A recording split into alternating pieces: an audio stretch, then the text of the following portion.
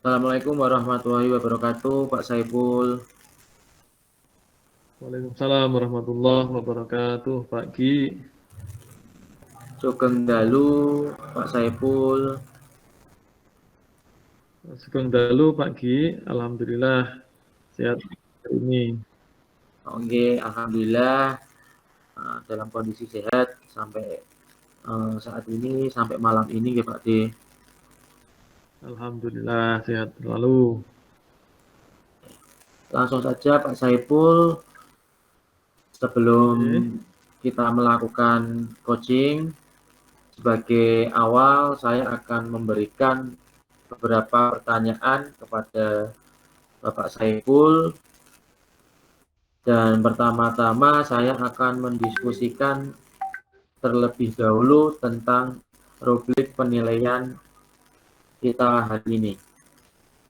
Pada coaching kali ini, coach dan coach akan saya amati dan akan saya nilai sesuai pada rubrik penilaian, apakah sudah sesuai dengan alur tirta atau belum. Dan kemudian bagaimana Bapak Saiful menanyakan pertanyaan yang berbobot kepada coach dan juga bagaimana coach merespon atau menanggapi pertanyaan dari coach. Dan jangan lupa disesuaikan dengan prinsip coaching, yaitu kemitraan, proses kreatif, dan memaksimalkan potensi. Baik Bapak Saiful, pertanyaan pertama yaitu kompetensi apa yang ingin Bapak Saiful kembangkan pada coaching kali ini? Ya, terima kasih. Kompetensi yang ingin saya kembangkan pada coaching kali ini adalah presence atau kehadiran mendengarkan dengan aktif dan mengajukan pertanyaan yang berbobot kepada coach. Seperti itu, Pak. Oke. Kemudian untuk pertanyaan yang kedua, kompetensi mana yang ingin Bapak Saiful kembangkan secara spesifik yang akan diobservasi? Kompetensi yang ingin saya kembangkan secara spesifik adalah mendengarkan dengan aktif dan mengajukan pertanyaan yang berbobot seperti itu. Dan untuk pertanyaan yang terakhir, indikator yang bagaimana yang diinginkan Bapak Saiful dalam proses kali ini? Saya ingin coach saya ini menemukan solusi dari permasalahan atau menemukan langkah-langkah dalam mengatasi permasalahannya. Ngoten, Bapak. Baik, Bapak Saiful. Selanjutnya, silahkan untuk melakukan proses coaching kepada coach, dan setelah coaching nanti kita akan bertemu kembali. Waktu dan tempat saya persilahkan, Bapak Saiful. Terima kasih. Ya, terima kasih, Bapak. Assalamualaikum, Bu Laila. Waalaikumsalam Pak Ipul. Bagaimana kabarnya? Ya, alhamdulillah baik. Tapi lagi ada yang kurang nyaman Pak di kelas saat ini Pak. Berarti ya tentang kabar siswa yang di kelas ngoten nggih.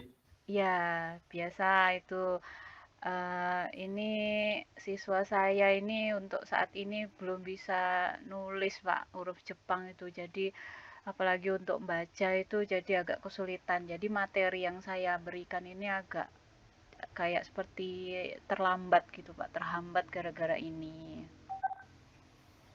Oh, berarti ada kendala bagaimana tentang siswa belum bisa menulis bahasa Jepang seperti itu ngoten nggih Pak, Ibu ya? Iya, heeh, nggih Pak, betul. Ini masalah saya di permasalahan anak-anak ketika menulis dan membaca. Ya, berarti dari cerita Ibu itu bisa disimpulkan ada masalah tentang bagaimana siswa belum mampu untuk menulis apalagi membaca di huruf-huruf Jepang ngoten nggih. Iya, jadi hurufnya itu kan baru, terus mereka baru kenal, terus jumlahnya juga banyak. Jadi anak-anak itu merasa melihat huruf yang sebanyak itu, ketika diajak menulis itu mereka merasa udah capek dulu, Pak. Terus udah capek, terus kita ajak praktek menulis gitu. Nah, ada yang sudah selesai, tapi ketika bagian membaca, nanti mereka kesulitan lagi karena katanya hurufnya itu banyak yang sama katanya. Ketika mereka mau bilang A, ternyata salah, harusnya O seperti itu. Jadi mereka tuh banyak down-nya di situ untuk membaca, jadi mereka jadi kurang bersemangat gitu, Pak. Berarti masalah-masalah yang dialami apa saja di kelas itu, Bu?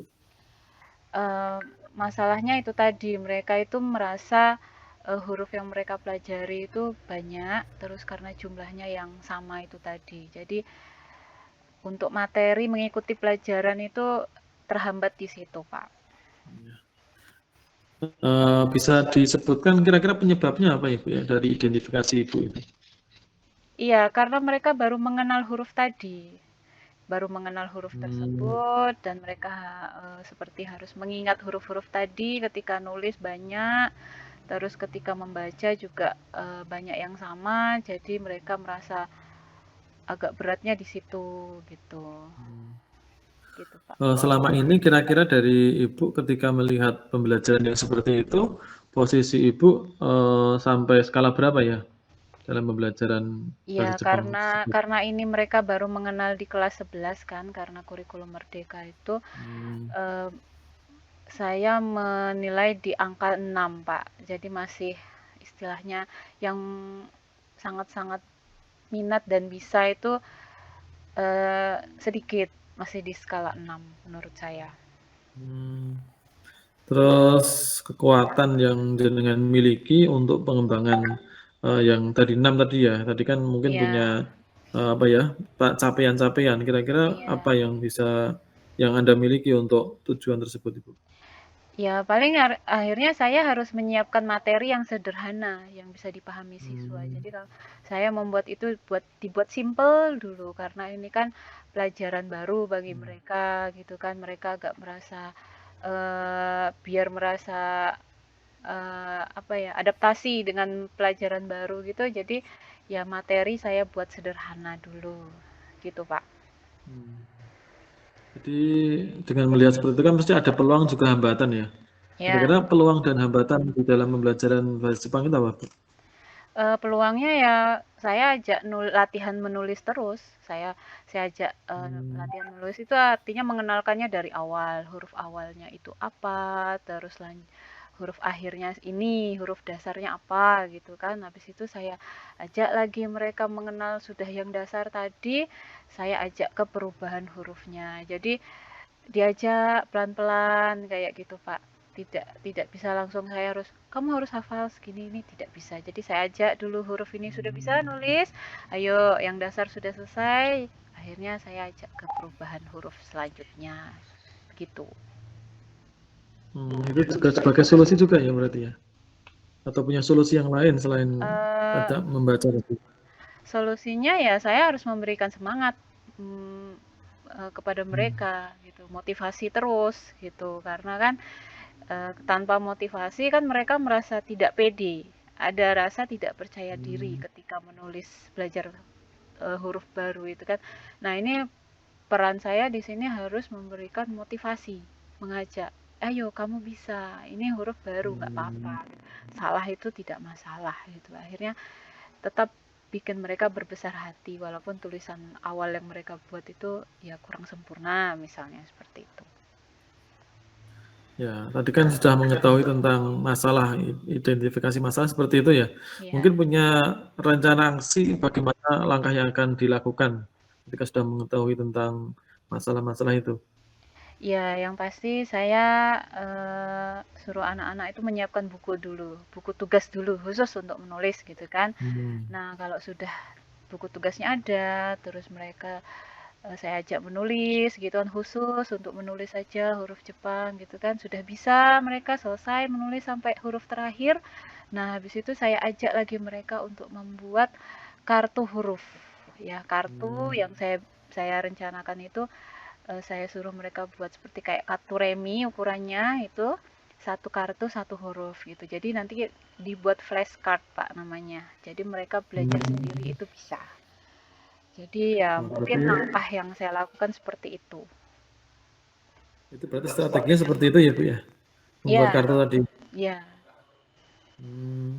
Berarti ketika sudah membuat kartu itu kan jenengan juga harus punya jangka waktu ya.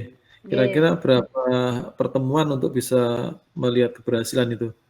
iya. Dan seperti apa ukuran keberhasilan yang akan dilihat? Iya, karena ini jenis hurufnya ada dua kan Pak ya, ada huruf hiragana, ada huruf katakana. Target saya satu huruf hiragana bisa 2 minggu, katakana 2 minggu. Jadi 1 bulan ini saya harapkan bisa gitu. Nah, terus untuk mengerjakannya itu mereka membuat sendiri, tapi ketika prakteknya mereka itu bisa di rumah juga bisa diajak adiknya atau keluarganya apa kakaknya gitu.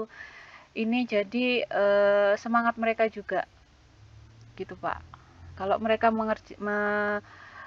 latihan di rumah itu kan seolah-olah mereka yang lebih pintar dari kakaknya atau adiknya gitu kan. Nah, walaupun dia tidak tahu tadi istilahnya nggak mengajarkan ke saudaranya tadi malah dia sendiri jadi lebih bisa gitu. Jadi istilahnya saya suruh buat project ini bisa dikerjakan di kelas, belum selesai waktunya habis bisa dibawa ke rumah mereka bisa belajar lagi gitu.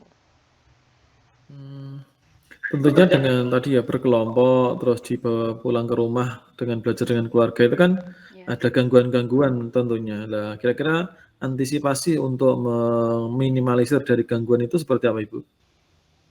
Nah, kalau yang seperti ini kita buat mereka sering gini. Jadi bahasa Jepang itu udah mulai banyak dan banyaknya itu kan terlihat dari eh, restoran, terus makanan yang mereka makan.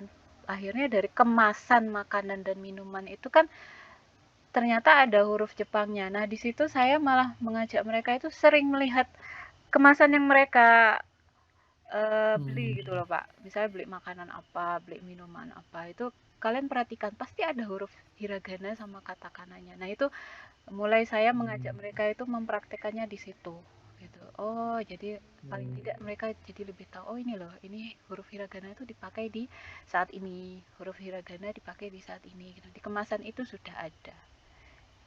Gitu, Pak. Jadi Dengan rencana aksi yang seperti itu, kira-kira ya yang dapat membantu jenengan siapa ya Bu ya? Untuk mensukseskan dari rencana aksi yang begitu hebat seperti itu. ya, itu pasti dari siswanya sendiri, teman-temannya, terus warga sekolah, dan juga keluarga. Itu pasti harus ada keterlibatan dalam memberikan motivasi.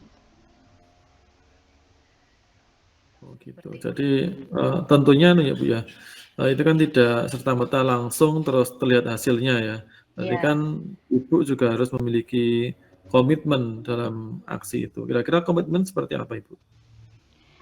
ya komitmennya tetap anak-anak harus sering latihan. Sering latihan, memperhatikan kemasan produk-produk yang sering mereka konsumsi saat ini, atau mereka sering kunjungi gitu kan, apalagi film-film atau anime yang sering mereka tonton itu juga banyak sekali. Berarti harus ada tindak lanjut dari apa ya permasalahan tadi ya. Ya, Tidak hanya apa namanya, hanya sekilas saja. Dan tentunya tadi sudah tahu tindak lanjutnya sekaligus solusinya Ibu ya. ya, Kira-kira apa yang bisa disampaikan lagi Ibu tentang permasalahan yang dihadapi dengan siswa masalah belajar Jepang tadi? ya untuk yang masalah Jepang ini awalnya ya saat ini ya Pak ya masih di huruf saja itu tadi dan antisipasinya saya udah mulai anak-anak untuk mempraktekannya dan pastinya saya harus memberikan motivasinya itu tadi Pak. Oke, kalau untuk Ya, selain ini belum ada, masih masalahnya di huruf tadi Pak. ya. Terima kasih tentunya. Semoga ke sana yang sudah diketahui, yang sudah akan dilaksanakan tadi, identifikasi masalah sudah, rencana aksi dan komitmen Ibu sudah sudah memiliki gambaran. Semoga nanti berhasil dan menambah anak-anak untuk semangat terus belajar bahasa Jepang. Iya, terima kasih Pak Jadi Ipul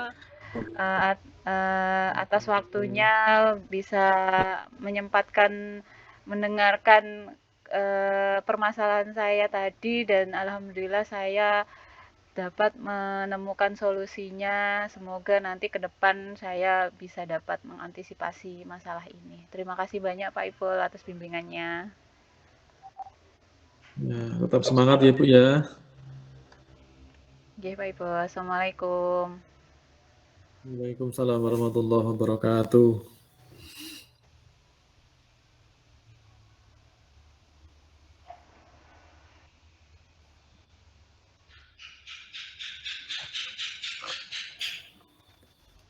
Halo Pak Ginanjar.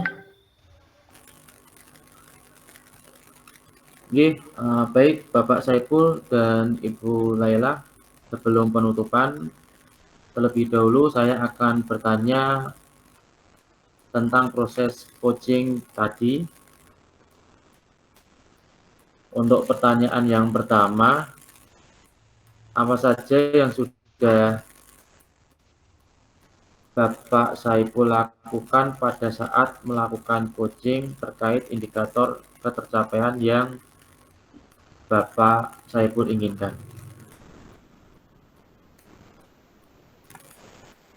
Oke. Saya sudah melakukan coaching dengan alur tirta Bapak, yaitu menanyakan tujuan, terus identifikasi dari permasalahan, rencana aksi dan tanggung jawab, sehingga alur tersebut bisa menggali coaching untuk menceritakan masalah dan menemukan solusinya. Oke, terima kasih Pak Saiful. Jadi dari catatan hasil observasi tadi, menurut saya sebagai observer, saya menilai proses coaching tadi sudah berjalan dengan baik, luar biasa menurut saya. Dan untuk alur yang digunakan juga sudah sesuai, yaitu menggunakan alur tirta. Jadi tadi Bapak Saiful juga sudah mengajukan pertanyaan dan coaching tadi sudah dilakukan dengan prinsip OJ. Dan pertanyaan terakhir sebelum kita tutup kegiatan pada hari ini, kompetensi apa lagi yang ingin dikembangkan berdasarkan hasil melakukan coaching yang baru saja dilakukan Bapak Saiful? Ya, setelah saya melakukan coaching ini, kompetensi yang ingin saya kembangkan adalah dengan cara lebih memahami lagi proses alur tirta Bapak, sehingga saya bisa melakukan coaching yang lebih baik lagi untuk di waktu yang akan datang. Seperti itu. Oke, Bapak Saiful, mudah-mudahan nanti ke depannya akan lebih baik lagi, dan mungkin bisa kita akhiri kegiatan pada hari ini. Semoga kita bisa melakukan coaching lebih baik lagi di lain kesempatan. Terima kasih sekali lagi Bapak Saiful. Saya akhiri, billahi taufiq wal hidayah. Wassalamualaikum warahmatullahi wabarakatuh. Terima kasih Pak Ginanjar. Waalaikumsalam warahmatullahi wabarakatuh.